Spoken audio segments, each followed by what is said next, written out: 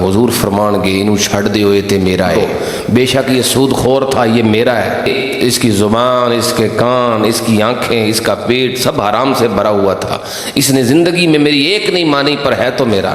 یہ ایک امید اور ظن خوش گمانی کے علاوہ کچھ نہیں۔ یہ امید اچھی بات ہے مگر ڈر بھی ہونا چاہیے۔ دعا کرتے ہیں اللہم انی اعوذ بک من عذاب القبر، اے اللہ میں قبر کے عذاب سے تیری پناہ مانگتا ہوں۔ پہلی چیز جس سے نبی رحمت صلی اللہ علیہ وسلم نے اللہ کی پناہ طلب کی ہے وہ قبر کا عذاب ہے۔ ایک مومن کو صرف امید ہی نہیں بلکہ خوف بھی رکھنا چاہیے۔ یہ ہمارے ہاں خاص طور پہ کچھ ایسی شاعری کی وجہ سے یا کچھ ایسے واعظ و نصیحت کی وجہ سے سمجھ لیں اپنے آپ کو سیدھا جنتی ہی سمجھ رہے ہیں، اور خوف کا جو ایلیمنٹ ہے وہ کم ہوتا جا رہا ہے۔ تبلیغ میں اشعار ایسے سنائے گئے، نعت خانوں نے اشعار ایسے پڑھے امید پر جو مبنی ہے، مطلب میں جاؤں گا قبر میں تو قبر بھی میرا استقبال کرے گی، اس سے ملتی جلتی بات۔ یہ ایک امید اور ظن خوش گمانی کے علاوہ کچھ نہیں۔ یقین قطعی تو کسی کو نہیں نا کہ قبر میرا استقبال ہی کرے گی۔ میں قبر میں پہنچوں گا تے حضور فرمان گے انہوں چھڑ دے ہوئے تے میرا ہے، کیا خیال ہے؟ اب اپنے بارے میں کوئی بندہ یہ قطعی یقین سے کہہ سکتا ہے کہ حضور مجھے دیکھیں گے اور کہیں گے کہ چھوڑ دو، بے شک یہ سود خور تھا یہ میرا ہے، بے شک یہ حرام خور تھا یہ تو میرا ہے، اسے چھوڑ دو، بے شک یہ اس کی زبان، اس کے کان، اس کی آنکھیں، اس کا پیٹ سب حرام سے بھرا ہوا تھا، اس نے زندگی میں میری ایک نہیں مانی پر ہے تو میرا۔ کیا یہ ہم سوچ سکتے ہیں کہ یہ کہا جائے گا؟ اس لیے نبی پاک امام الانبیاء ہیں اور پناہ کس چیز کی مانگ رہے ہیں؟ اللہ تعالیٰ کی پناہ ہے کس سے؟ قبر کے عذاب سے۔ یہ تعلیم تھی اصل میں کہ قبر کو تم بھول نہ جانا، خوش گمانی میں اور امید میں اتنا نہ بڑھ جانا کہ تمہیں کوئی مسئلہ ہی نہ لگے۔ حضرت سیدنا عثمان غنی رضی اللہ تعالیٰ عنہ کے بارے میں ترمذی کتاب الزہد میں حدیث ہے۔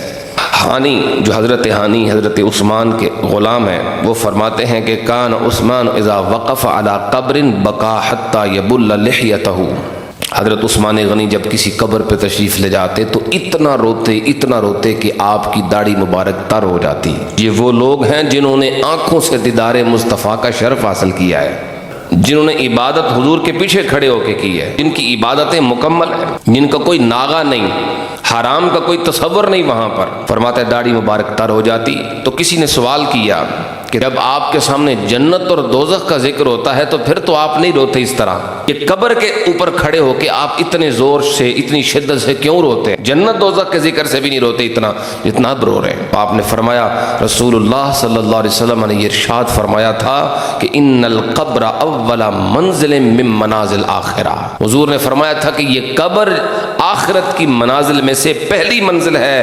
جو بندہ فإن نجا منہ فما بعدہ ایسر منہ، جو اس قبر والی منزل سے نجات پا گیا اس کے بعد آنے والی منزلیں اس سے آسان ہیں۔ یہ سب سے مشکل گھاٹی ہے جو ہم نے گزر کے جانی ہے۔ اور پھر فرمایا وَإِن لَّمْ يَنْجُ مِنْهُ فَمَا بَعْدَهُ أَشَدُّ مِنْهُ، اگر اس سے کوئی پھنس گیا اور نجات نہ پا سکا تو اس سے بعد آنے والی منزلیں اور بھی مشکل ہیں۔ امام الانبیاء صلی اللہ علیہ وسلم نے یہ تعلیم فرمائی کہ امتی قبر کو یاد رکھے۔ اچھا، اس سے ایک مسئلہ تو یہ معلوم ہوا کہ اہمیت قبر کی اور خوف قبر کا ہونا چاہیے۔ نمبر 2، یہ بھی اشارتاً بات سمجھ میں آئی کہ عذاب قبر حق ہے۔